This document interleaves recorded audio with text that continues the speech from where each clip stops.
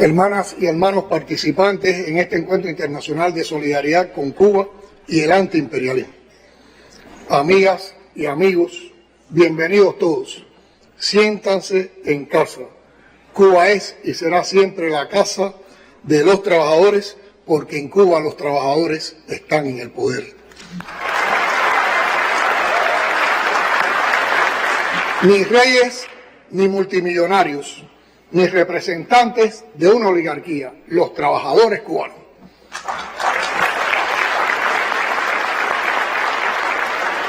Agradecemos a ustedes, los asistentes, por su participación en este encuentro, en el que compartimos un mismo sentimiento y un mismo compromiso: la solidaridad con la Revolución Cubana y las causas de lucha de los pueblos por su verdadera emancipación. Celebrar el Día Internacional de los Trabajadores, junto a representantes de la clase trabajadora de los movimientos de solidaridad Amigos de Cuba, es un gran honor y un gesto de valentía que nuestro heroico pueblo les agradece de corazón. Constituye ese un digno homenaje al legado del comandante en jefe Fidel Castro Ruz, paradigma de la solidaridad del pueblo cubano. Ustedes llegan en uno de esos momentos que se vuelven comunes en un país bloqueado de manera recrudecida, en que se viven situaciones muy adversas como la crisis de la energía y de abastecimientos de todo tipo. La idea era encontrarnos en nuestras plazas este 1 de mayo, celebrar juntos el Día de los Trabajadores, pero el mal tiempo nos obligó a posponerlo. Pero como dice el dicho o el refrán, al mal tiempo, buena cara. Acostumbrados a ver en cada desafío una oportunidad, no vamos a lamentarnos por la lluvia. Vamos a celebrar los 205 años del nacimiento de aquel que caracterizó la explotación del hombre por el hombre como fuente de la plusvalía y esencia del capitalismo, y clamó por la unidad de todos los trabajadores del mundo en pos de su emancipación. Será el viernes 5 de mayo cuando estemos celebrando también el Día de los Trabajadores en nuestras plazas, con desfiles y con concentraciones, y estaremos conmemorando también el aniversario 205 del nacimiento del más grande pensador a favor de los trabajadores, Carlos Marx. Entonces, arriba los pobres del mundo.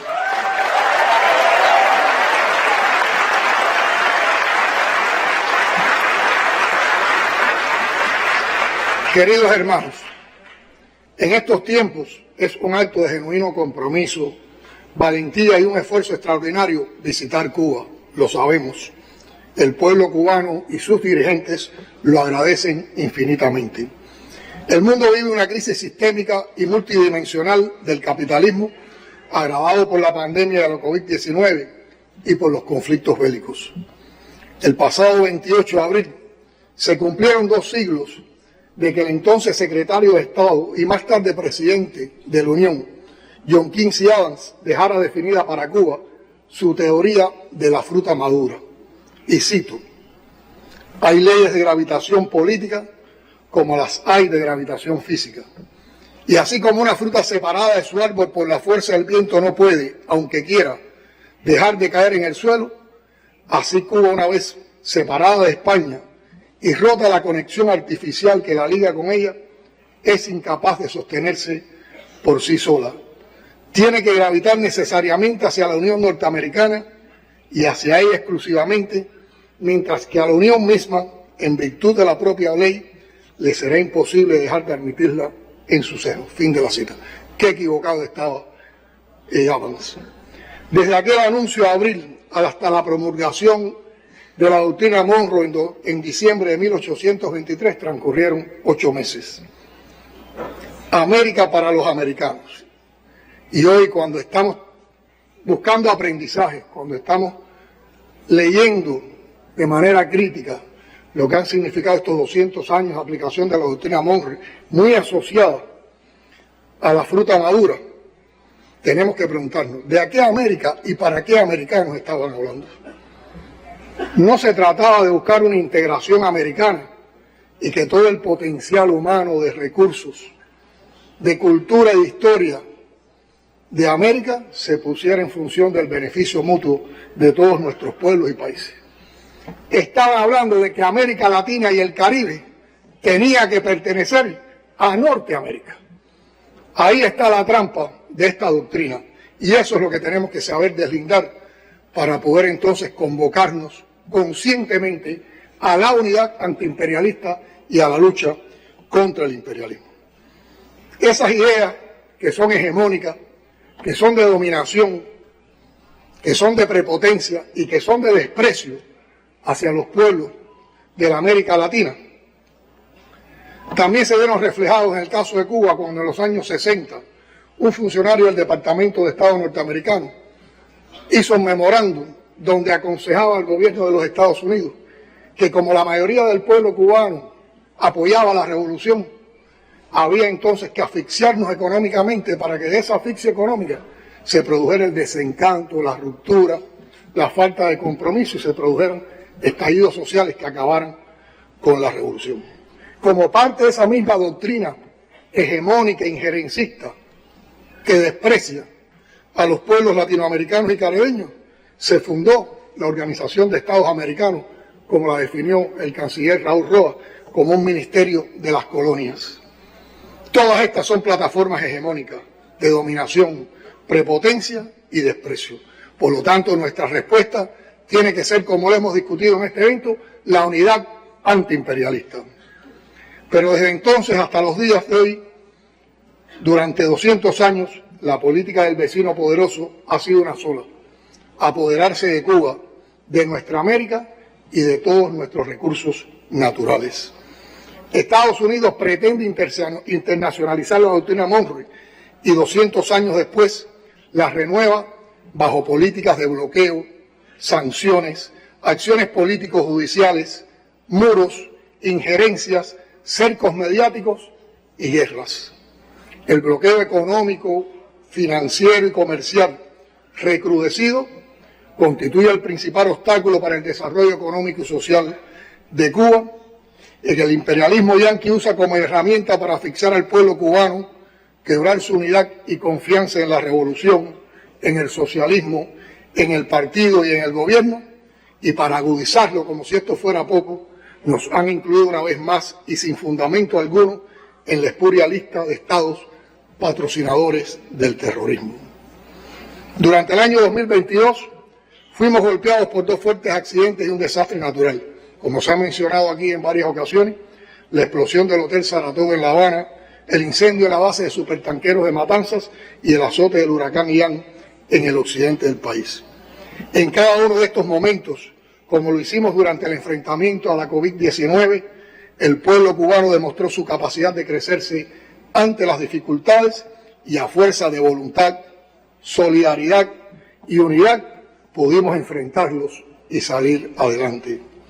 Los resultados en los 3 procesos de democracia participativa realizada en apenas los últimos 6 meses demuestran la confianza del pueblo en la revolución, en la infinita obra de justicia social que significa y en la dirección del proceso revolucionario.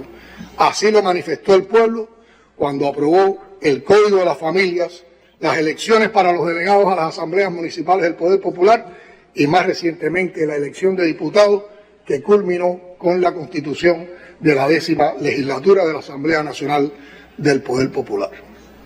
En este contexto, ¿qué le pedimos a ustedes, nuestros amigos de todo el mundo, las personas que han hecho de Cuba y de la causa cubana un sentido de sus vidas? Creemos que resulta una prioridad reforzar las exigencias para condenar el bloqueo en todas sus manifestaciones y seguir demostrando que pese al cerco y la presión es posible que Cuba avance y se desarrolle, pero como expresé recientemente en mi discurso de toma de posesión ante la Asamblea Nacional del Poder Popular, debemos vencer el bloqueo sin esperar a que lo levanten. Y ustedes, amigos, que representan la solidaridad internacional con Cuba, también son parte esencial de ese desafío que compartimos con ustedes. Constituye además un imperativo político y ético denunciar la inclusión de Cuba en la espuria lista de estados patrocinadores del terrorismo, en donde nunca debía haber estado. Además de arbitraria, injusta e inmoral, tiene graves implicaciones económicas y un efecto disuasivo e intimidario. Es necesario también aumentar el activismo y la articulación en las redes sociales y espacios digitales, donde se libran hoy importantes batallas en el enfrentamiento a las campañas de mentiras de los emporios mediáticos del imperialismo yanqui y sus operadores internos y externos en su intento por desacreditar y destruir a la revolución. ¿Qué reconocemos y qué queremos agradecerles? Bueno, en primer lugar, que frente a esta política agresiva del imperio, el movimiento de solidaridad con nuestro país crece en medio de enormes desafíos y en un escenario internacional extremadamente complejo, que cada vez son más fuertes y coordinadas las acciones de solidaridad que desarrollan las fuerzas políticas, los movimientos sociales populares de solidaridad, pacifistas, sindicales, estudiantiles, campesinos, de mujeres, juveniles, religiosos, egresados de escuelas cubanas y asociaciones de cubanos residentes en el exterior, entre otros. Resulta también estimulante constatar el incremento de los viajes a Cuba como destino seguro en abierto rechazo a las restricciones que impone el gobierno de Estados Unidos y las campañas mediáticas que se impulsan desde Europa y otras regiones.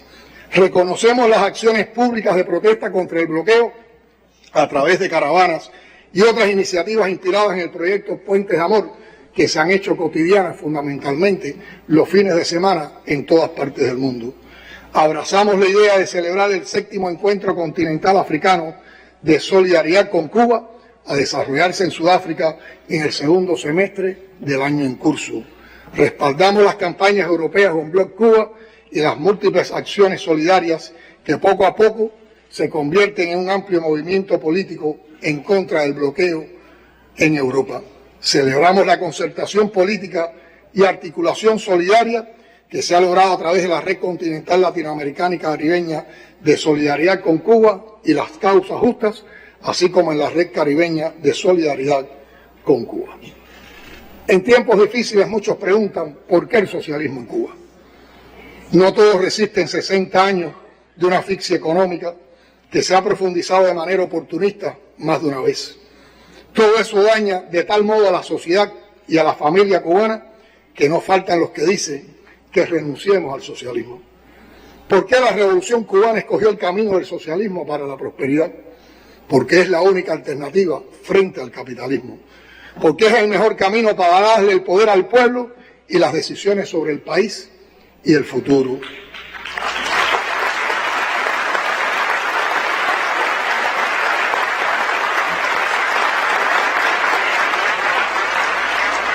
La Revolución Cubana no es solo la reacción de un pueblo a un acumulado insoportable de abusos después de siglos de colonialismo y 60 años de neocolonialismo. Es la reacción de un continente y de un mundo plagado de injusticias. Por eso nunca hemos estado solos en nuestra lucha. Ustedes son un ejemplo.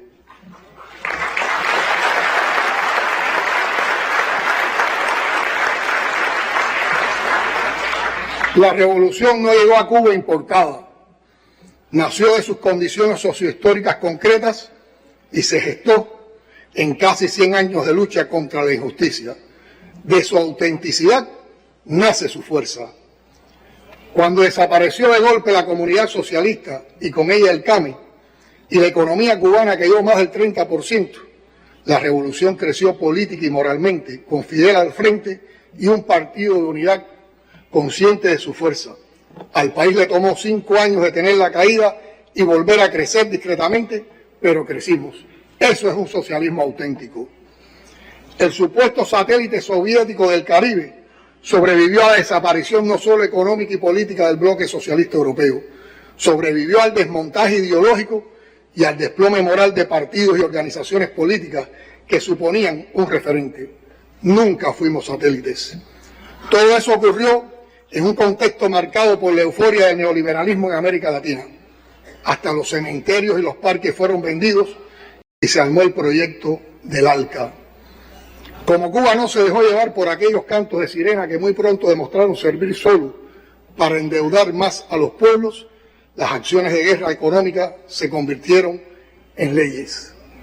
En los 90, cuando se desmoronó el socialismo en Europa y no cayó la revolución, se promovieron y aprobaron en el Congreso de Estados Unidos 2 leyes. la Torricelli en 1992 y la Halliburton en 1996. Fue un republicano primero, George Bush, padre, y un demócrata después, Bill Clinton, quienes firmaron respectivamente las leyes para ganar los votos y el dinero de la derecha de la Florida. Increíblemente, así enterraron lo que hasta esos momentos era una prerrogativa de los presidentes, según los expertos. Lo increíble es que nuestras posibilidades de desarrollo estén atadas a dos leyes de otro país. Busquen las estadísticas y verán cómo se conectan los datos de los más altos flujos migratorios con los momentos de mayor presión y cierre, y viceversa, cómo llegó a haber periodos de invertirse el flujo migratorio cuando se abrieron los intercambios.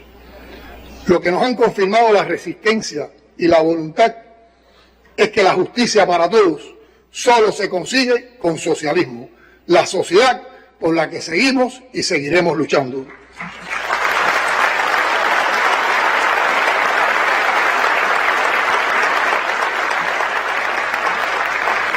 El capitalismo, más aún, el capitalismo dependiente, gobernó por 60 años en Cuba y nos dejaron un grado tan profundo de injusticia que la respuesta fue la revolución más radical del hemisferio.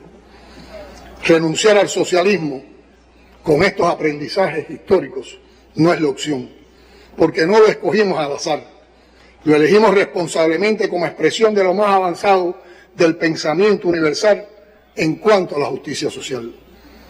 Es tan realmente eficaz el socialismo en ese objeto noble y humanista que aún atados, cercados, perseguidos por el más poderoso imperio de la historia, no han podido asfixiarnos ni rendirnos. Es tan cierto que solo el socialismo ofrece futuro como sistema de justicia social que estamos convencidos de que esa es la primera causa del bloqueo, impedir que triunfe un sistema anticapitalista socialista a 90 millas del imperio.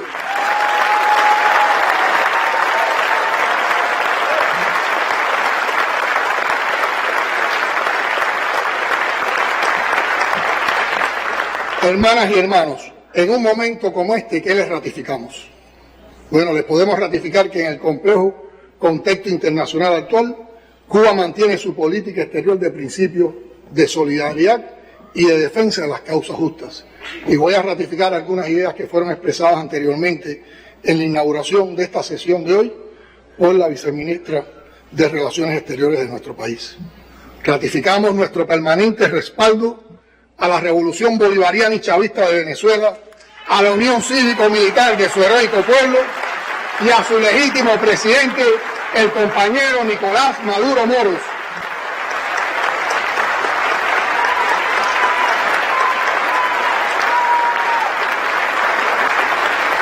Reiteramos nuestra solidaridad con Nicaragua sandinista, con su pueblo y con el presidente comandante Daniel Ortega Saavedra. También nuestra solidaridad con el Estado Plurinacional de Bolivia, con el presidente Luis Ignacio Lula da Silva en Brasil, líder del Partido de los Trabajadores de Brasil. Y nuestro invariable apoyo a los esfuerzos de la República Argentina para recuperar la soberanía sobre las Islas Malvinas, Georgias del Sur, Sandwich del Sur y los espacios marítimos circundantes. Nuestro compromiso con el gobierno del presidente Luis Arce del MAS en Bolivia por su trabajo en la recuperación del país y la lucha contra el golpismo.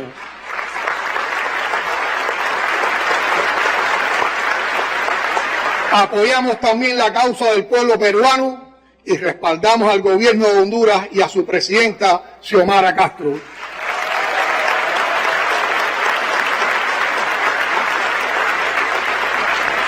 Seguiremos defendiendo los legítimos intereses de las naciones caribeñas y apoyamos su reclamo de recibir compensación por las consecuencias de la esclavitud y el colonialismo.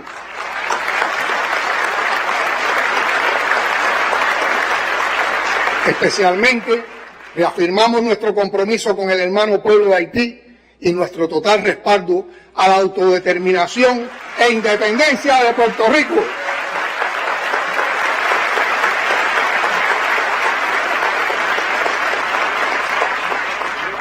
Agradecemos al amigo Andrés Manuel López Obrador, presidente de México, por su firme apoyo y solidaridad con la Revolución Cubana.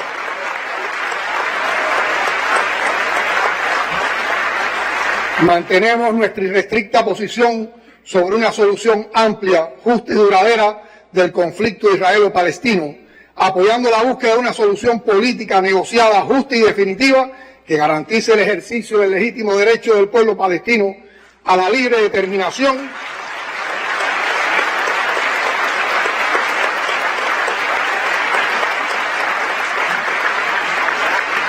y a existir como Estado soberano e independiente en las fronteras anteriores a 1967, con Jerusalén Oriental como su capital.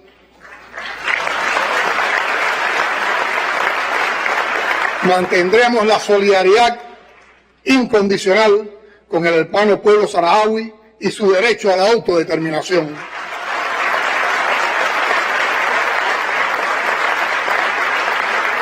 Abogamos por continuar desarrollando y fortaleciendo los estrechos y amistosos lazos con Siria, basados en el respeto a la autodeterminación, la integridad territorial y el rechazo al terrorismo y la imposición de sanciones económicas por parte de potencias extranjeras y organismos internacionales.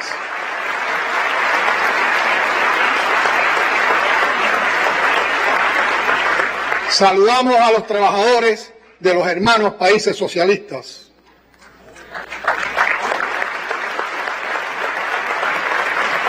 Cuba aboga por la paz, la cooperación, la solidaridad, el multilateralismo y el diálogo como premisas para la solución de los conflictos y defiende un nuevo orden económico internacional. Mientras tiene lugar este encuentro internacional de solidaridad, se está celebrando en La Habana el tercer ciclo de la mesa de diálogo entre el gobierno de Colombia y el Ejército de Liberación Nacional.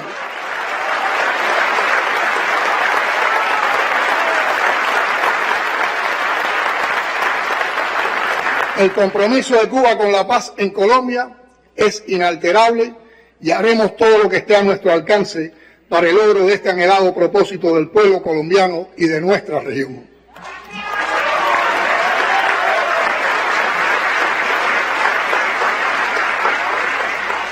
Estamos comprometidos porque se cumpla la proclama de América Latina y el Caribe como zona de paz, tal como la aprobó la cumbre de la CELAC en 2014. Sabemos que muchos de los países de Asia y Oceanía, África y Medio Oriente, Europa, América del Norte, América Latina y el Caribe, en ellos los trabajadores salen en masivas manifestaciones a enfrentar las políticas neoliberales que no le garantizan ni empleo ni seguridad social. A todos ellos le hacemos llegar el mensaje solidario del movimiento sindical y de la Revolución Cubana por las justas luchas que hoy libran.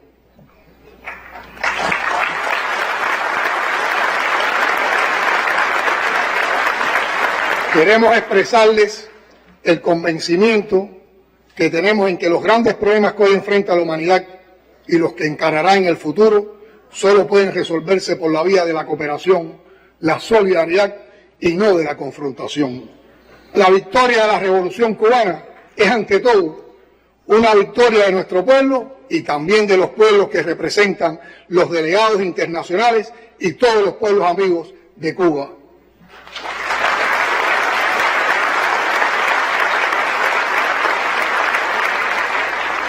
La fortaleza del proceso revolucionario en la sociedad cubana no podría explicarse sin esa voluntad popular y sin el meritorio papel de la solidaridad internacional que ustedes nos brindan.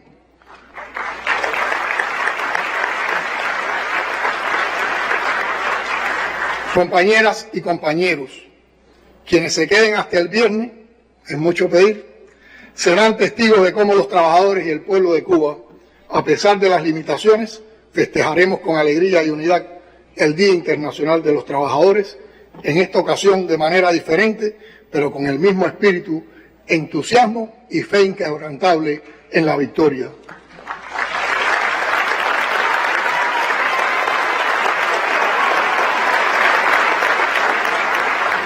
Llega a ustedes el agradecimiento eterno y sincero de todo nuestro pueblo por acompañarnos en nuestra irrenunciable lucha contra el bloqueo. En nombre de nuestro pueblo, partido y gobierno, les ratifico la continuidad del legado revolucionario de Fidel, Raúl y de tantas generaciones de patriotas cubanos que lucharon por la patria soberana, independiente, solidaria, democrática, socialista y digna, que tenemos la responsabilidad de defender al precio que sea necesario.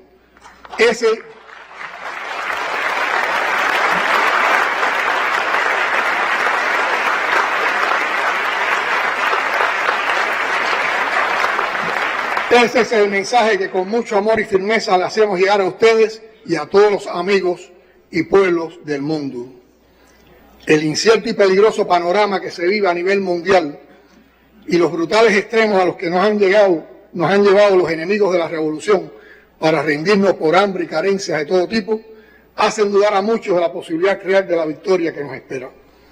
En la historia de Cuba ha habido muchos momentos como estos que vivimos, pero quizás el de menos esperanza lo vivieron durante varios días los sobrevivientes del desembarco del Granma. 13 días después de dispersarse, tras el bautizo de fuego de alegría de Pío, Fidel se reencuentra con su hermano Raúl y otros 4 compañeros en medio de la noche y en un lugar remoto conocido como Cinco Palmas. Se abrazan y Fidel pregunta cuántos fusiles traen y Raúl responde que 5. Y dice Fidel, y 2 que yo tengo son 7. Ahora sí ganamos la guerra.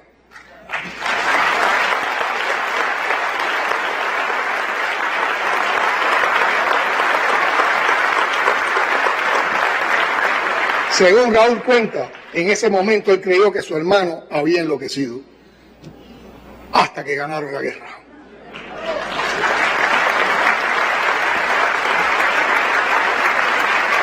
Muchos años después de muchos momentos como aquel, Cuba perdió sus mercados y la solidaridad socialista. El imperio y los socialistas se aliaron para imponernos un doble bloqueo. Otra vez, como en el tanque de Girón, Fidel encabezó la épica resistencia por Cuba y por el socialismo. Raúl, al frente de un ejército que sin dejar las armas se dedicó a producir alimentos y medicinas, demostró y dijo, sí se puede.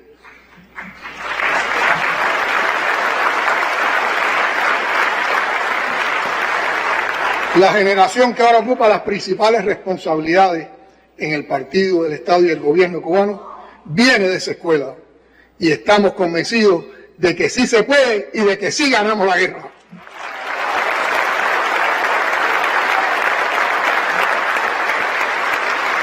Y como entonces, también ahora y como siempre, contamos con la solidaridad de ustedes. La unidad y la esperanza son nuestro presente y futuro, y la solidaridad de ustedes fortalece la unidad y acrecienta la esperanza.